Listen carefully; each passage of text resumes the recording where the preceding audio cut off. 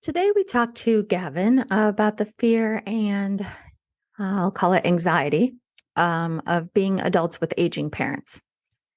And I was really struck by him saying that he's grateful he had the presence of mind to be present with his dad and to say things that needed to be said before his passing, and how that really helped him in these difficult circumstances he was in. So, today I want to talk about something I mentioned on the show, which is that if you have an opportunity to heal, take it. Or, I guess, put another way, create opportunities to heal for yourself. And particularly, I guess, if the clock is ticking, so to speak. Now, something I mentioned in the show was that it's worth taking a moment in your life, just dedicate a couple minutes to think about it. No big commitment here. To decide whether there's something unsaid you need to say to someone before they're gone.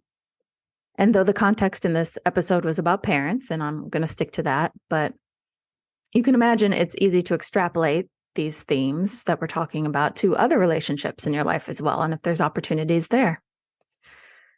So, like we discussed, if you have a good relationship with an aging parent, take time to share with them all the things you appreciate, love, and respect about them, anything they taught you, things like that.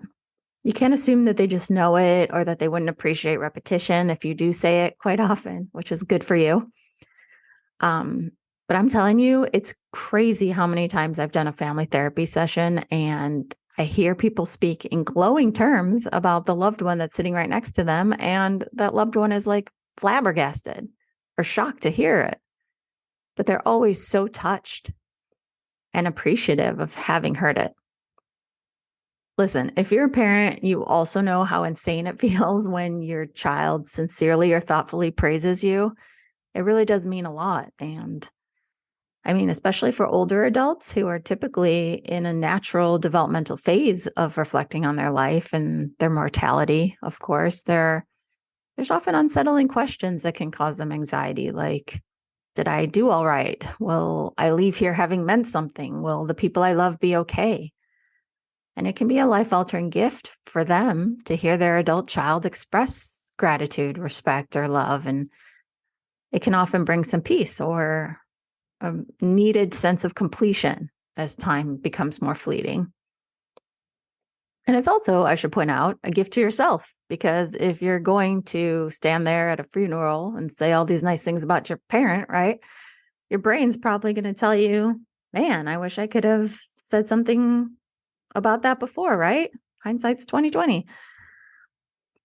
But I should say that kind of thing, hindsight is preventable regret, which is my favorite kind, right? Because you can do something about it before you have to regret it. Win-win. Anyway, this gift to yourself, um, I think it doubly applies to adults who have strained relationships with their parents. Think about it, what a gift it is to you if you're able to tackle the open wounds or give voice to those unsaid hurts before it's too late. Of course, can you still heal if you miss the chance, if your parents are gone? Yes, of course, it's not hopeless. But this is exactly what I mean when we talk on the show about intervening on your own behalf.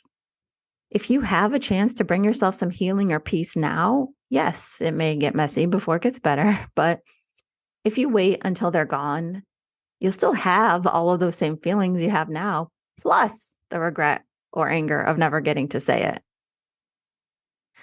So, I want to talk about an exercise that may be helpful in getting the juices flowing. If you're listening to this and you're thinking, maybe there is something I need to say, or I don't even know, but let me think about it. And the technique is called empty chair technique. It's part of Gestalt therapy. And it's where you're in a room with the therapist and they say, oh, okay, you're mad at your dad? Well, then pretend he's sitting across from you in that chair, picture him there, really, really picture him there, talk to him like he's there, and just tell him everything you've ever wanted to say. And it can be great because half the game is getting it out, right? It's very cathartic.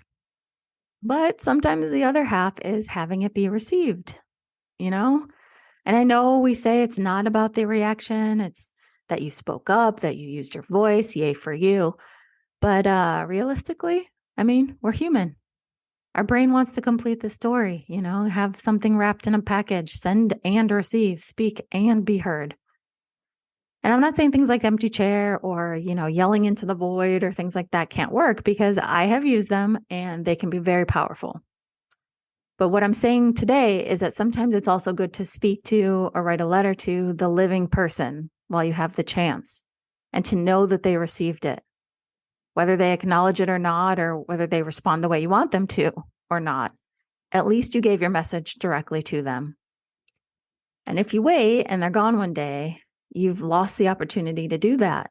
You've missed the chance to lighten your emotional load, and you've missed the chance to make your healing efforts more effective. So today it's really about thinking about it and then taking the opportunity now to do something about it, to give yourself the best chance to move forward with some peace or healing. That's it for today. To share your thoughts or even be a guest on the show, email us at theunrelatingpodcast@gmail.com.